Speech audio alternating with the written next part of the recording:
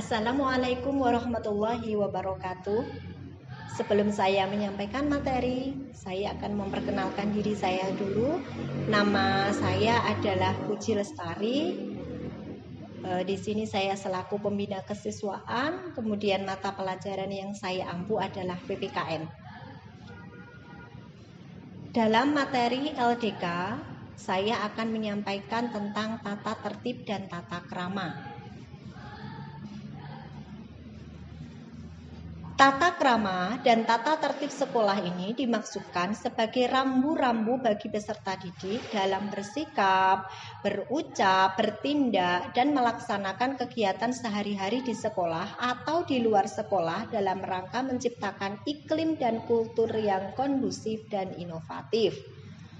Tata krama dan tata tertib sekolah ini dibuat berdasarkan nilai-nilai yang dianut oleh satuan pendidikan, yaitu sekolah kita SMP Negeri 9 Salatiga dan masyarakat yang ada di lingkungan kita.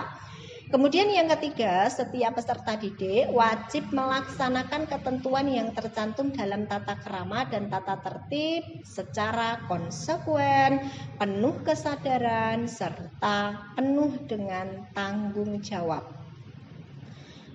Selanjutnya adalah tentang sopan santun dalam pergaulan, di mana yang pertama kita harus senantiasa mengucapkan salam kepada siapapun, khususnya di lingkungan sekolah, baik itu kepada kepala sekolah, guru, karyawan maupun teman yang baru bertemu pada pagi atau berpisah pada siang hari. Kemudian yang kedua, menggunakan bahasa atau kata-kata yang sopan dalam setiap perkataan serta tidak mengucapkan kata-kata cacian atau yang berbau porno. Saya ulangi lagi tentang sopan santun dalam pergaulan. Yang pertama, mengucapkan salam kepada seluruh warga sekolah, baik itu kepala sekolah, guru, karyawan maupun teman kita. Kemudian yang kedua, menggunakan bahasa atau kata-kata yang sopan dalam setiap perkataan serta tidak mengucapkan kata-kata cacian dan yang berbau porno.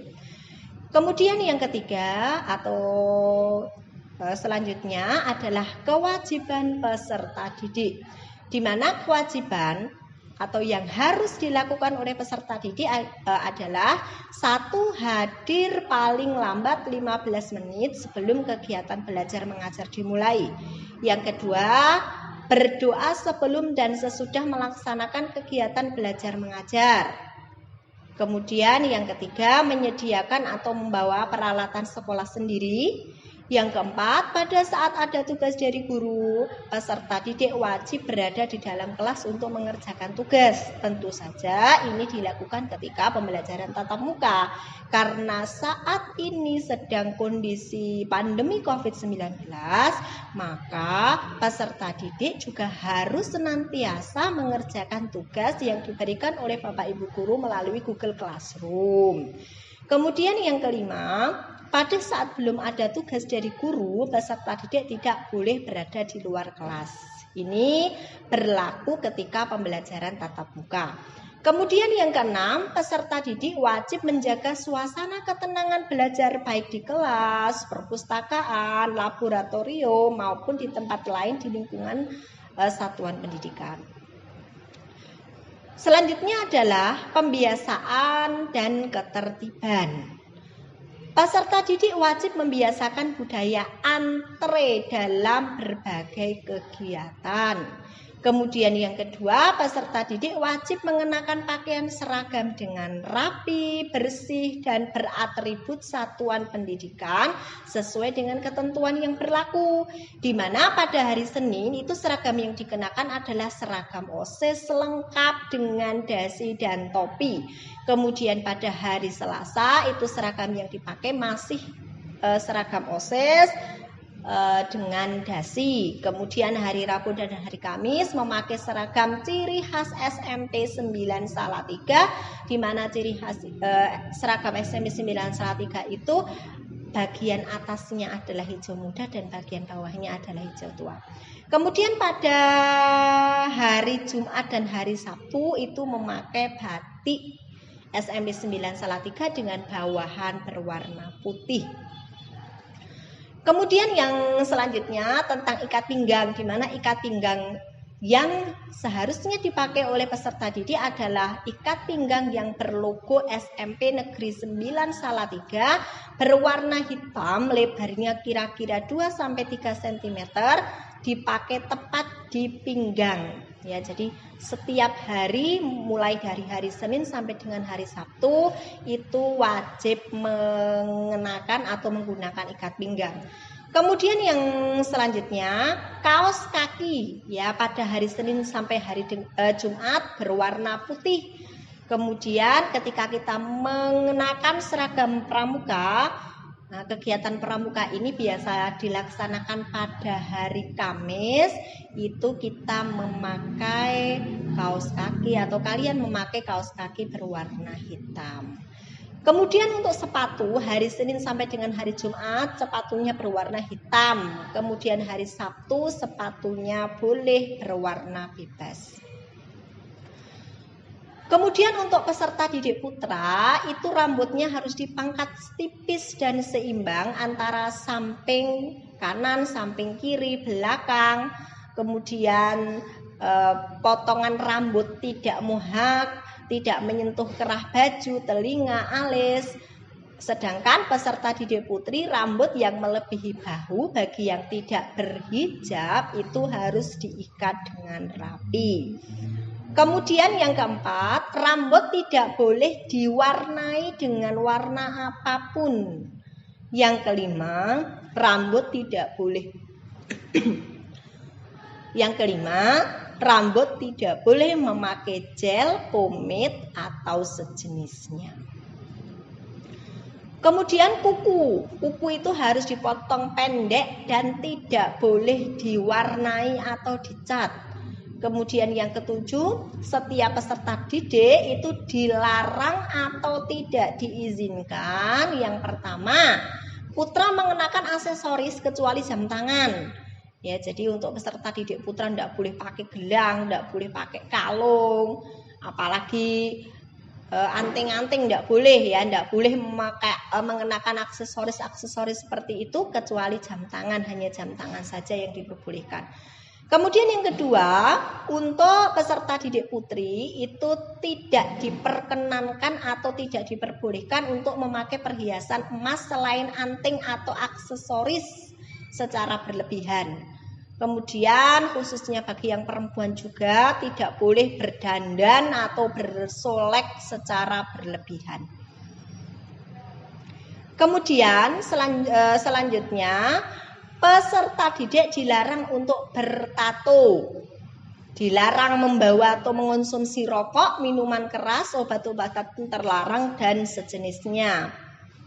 Dilarang membawa atau mengendarai sepeda motor pada saat kegiatan sekolah, serta yang larangan yang selanjutnya adalah dilarang ke kamar mandi atau toilet guru karena toilet siswa juga sudah disediakan.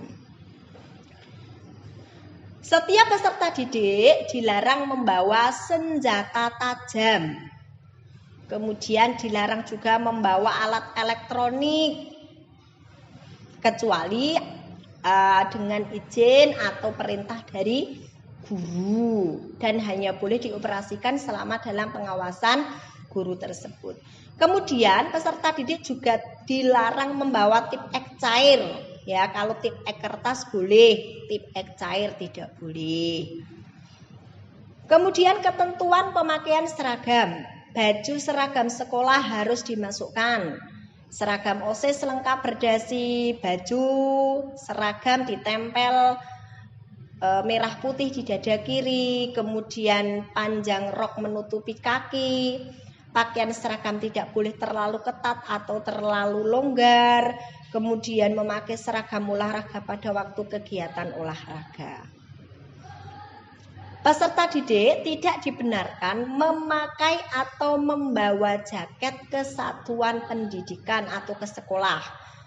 Kemudian peserta didik tidak dibenarkan memakai topi kecuali topi atribut SMP Negeri 9 Salatiga. Kemudian selanjutnya adalah kegiatan agama. Peserta didik wajib mengikuti kegiatan agama yang diselenggarakan oleh sekolah sesuai dengan agamanya masing-masing. Peserta didik yang beragama Islam wajib menjalankan sholat 5 waktu serta wajib bisa membaca Al-Quran dengan baik dan benar. Peserta didik yang beragama Islam juga wajib mengikuti sholat Jumat dan sholat zuhur berjamaah sesuai dengan jadwal yang telah ditetapkan. Sedangkan yang beragama Kristen atau Katolik wajib mengikuti persekutuan doa. Bagi peserta didik yang beragama selain Islam, Kristen, dan Katolik, kegiatan agama diatur oleh sekolah dengan kesepakatan bersama orang tua. Kemudian selanjutnya setiap peserta didik wajib menjaga kerukunan, menghormati, dan menghargai antar umat beragama. Selanjutnya adalah budaya atau kultur sekolah. Seluruh warga sekolah melaksanakan senyum, salam, sapa, sopan, dan santun atau yang sering kita kenal dengan budaya 5S. Kemudian bersalaman dengan guru atau karyawan yang ditemui, terutama pada pagi hari. Tentu saja ini berlaku pada saat-saat normal, bukan saat pandemi seperti ini. Kemudian seluruh warga sekolah wajib menjaga kebersihan, baik itu kebersihan diri maupun kebersihan lingkungan. Kemudian di era pandemi semacam ini itu seluruh warga sekolah itu harus melakukan 3 hal yang sering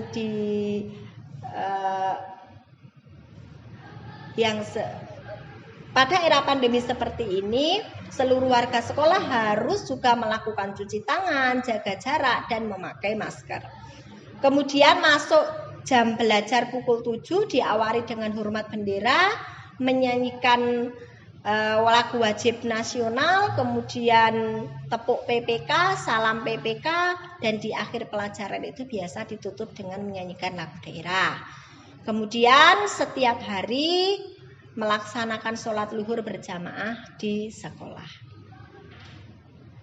Nah, selanjutnya setiap hari Jumat sebelum KBM itu bagi yang beragama Islam diadakan kegiatan tadarus dan Asmaul Husna. Bisa jadi tadarus atau Asmaul Husna. Kemudian untuk yang Kristen dan Katolik itu diadakan kegiatan persekutuan doa. Pada saat jam ibadah, siswa tidak boleh gaduh dan berada di teras. Ya, semuanya harus masuk ke kelas. Selanjutnya, peserta didik wajib melaksanakan program adiwiyata, peduli dan berbudaya lingkungan. Dengan cara apa saja? Yang pertama bisa dilakukan dengan piket kebersihan harian atau yang sering kita kenal dengan istilah piket kelas. Memungut sampah sekecil apapun, menggunakan dan merawat WC dengan baik, serta melaksanakan kegiatan Sabtu bersih setelah kegiatan belajar mengajar selesai. Nah, demikian anak-anak materi pada kesempatan kali ini.